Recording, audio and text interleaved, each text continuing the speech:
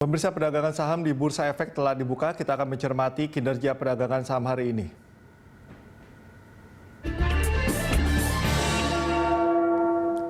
Dan untuk mengetahui pergerakan saham hari ini, kita bergabung dengan analis BNI Sekuritas, Maksi Elisha Putra. Selamat pagi, Pak Maksi. Selamat pagi, Mas Sikal. Oke, Pak Maksi, ini 3 hari berturut-turut IHSG ditutup di 6.000, bahkan pada pagi ini tembus 6.100. Ini apa? Udah pertanda bahwa kita akan happy weekend nih pada pekan ini? Ya, mungkin bisa bilang happy weekend ya, apalagi tadi dibuka menguat sampai 0,49%. Memang kita lihat sentimennya masih sangat positif nih dari bursa global. Jadi semalam itu Dow Jones menguat meskipun tidak terlalu signifikan, sekitar 0,3%. Begitu juga dengan S&P 500. Hal itu antara disebabkan oleh penurunan yield US ya. Sebelumnya, selama dalam beberapa waktu terakhir itu yield terus mengalami kenaikan yang cukup memberikan tekanan terhadap bursa. Nah, dengan kenaikan yang cukup signifikan ini, tadi 0,3%, hal itu juga diikuti oleh penguatan di bursa regional ya, seperti Hang Seng dan Nikkei. Dan kita lihat juga rupiah yang masih relatif cenderung stabil di sekitar 14.500 sampai 14.600. Itu juga merupakan sentimen yang cukup positif bagi bursa kita. Nah, di sisi lain nih Mas Cikal ya, kan pemerintah terus menggalakkan vaksin ya, ini yang diharapkan akan dapat memutus mata rantai COVID secara perlahan-lahan. Kan sudah diterapkan pada nakes, lalu sekarang lansia dan juga nanti masyarakat secara bertahap. Ini merupakan sentimen positif juga bagi kita, Mas Cikal. Nah, penguatan IHSG, outflow masih terjadi. Ini apa? Masih dikatakan normal atau dampaknya akan seperti apa, Pak Maksi? Ya, kita masih cukup normal ya. Memang sebenarnya kalau kita lihat indeks kita ini dalam beberapa bulan terakhir mungkin bergerak di kisaran 6.000 sampai 6.300. Kalau hari ini bisa di atas 6.100, kita lihat ini merupakan suatu bounce back yang normal ya. Memang kan kita melihat ke depan dengan prospek kinerja emiten yang diharapkan akan meningkat dibandingkan tahun lalu. Karena kan memang kita tahu tahun lalu itu kan tahun pandemi di mana itu memberikan pukulan yang lumayan ya terhadap para emiten. Dan tahun ini kan kita berharap pemulihan ekonomi yang di mana pemerintah menargetkan pertumbuhan ekonomi antara 4-5% jauh lebih baik dibandingkan tahun lalu. Dan itu juga diharapkan akan menggairahkan bisnis secara keseluruhan dan tentunya itu akan berdampak positif terhadap emiten-emiten kita. Begitu, global, apa masih cukup efektif untuk mendongkrak kinerja IHSG? Ya, memang itu ini tentunya nanti kan akan mendorong emiten untuk kembali memborong saham-saham dengan fundamental baik. Kembali ya kami sarankan, jadi investor dalam memilih saham itu dengan saham-saham dengan prospek yang bagus ya, jangan terpengaruh dengan saham-saham yang mungkin tidak ada fundamentalnya, namun tiba-tiba bergerak naik secara terus-menerus. Nah itu yang mungkin kurang kami sarankan. Itu juga mungkin investor bisa memilih saham-saham yang memang cukup liquid ya. Jadi itu bisa jadi investor nanti bisa lebih aktif dalam melakukan transaksi saham. Obligasi AS ya, ini masih menjadi perhatian pasar nggak, Pak Maksi? Maaf, tadi apa? Sorry. Untuk yield obligasi Amerika Serikat masih menjadi perhatian pasar? Ya, masih sih kita melihat ya. Makanya kita melihat juga bahwa dengan penurunan yield yang sebelumnya naik terus, makanya kita lihat Dow Jones kemarin masih bisa mencatat kenaikan, begitu juga beberapa bursa Wall Street.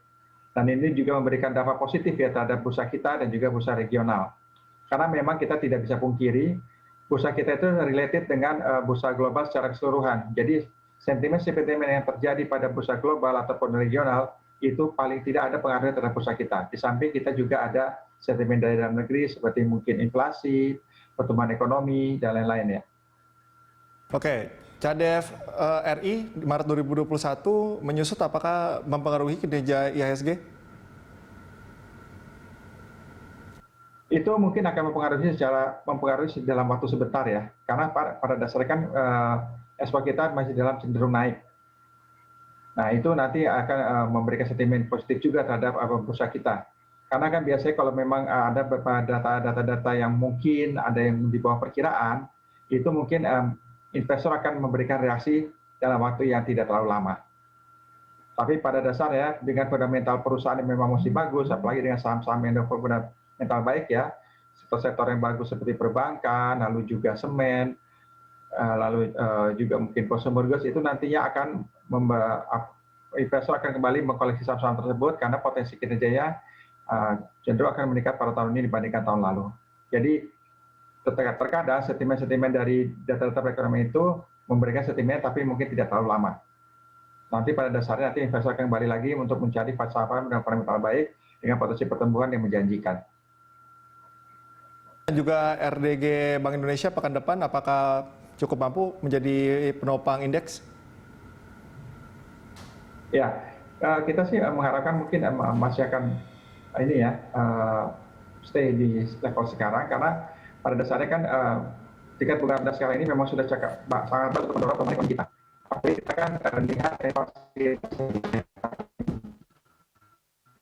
komoditas masih mempengaruhi pergerakan indeks. Halo Pak Maksi. Bisa. Kalau memang halo. Ya, oke, silakan dilanjut Pak Maksi. Kondisi perekonomian kita masih sesuai dengan jalur, itu akan mempengaruhi pergerakan indeks dan suku bunga rendah saat ini memang sudah dinantikan oleh banyak pihak. Makanya kita masih perkirakan masih akan tetap ya, tapi kalau untuk naik sih tidak ya, Mas Sikal. Untuk ini kepercayaan indeks kepercayaan konsumen atau IKK ini kan naik 0,1% ya, month to month. Apakah juga bisa menjadi penopang indeks?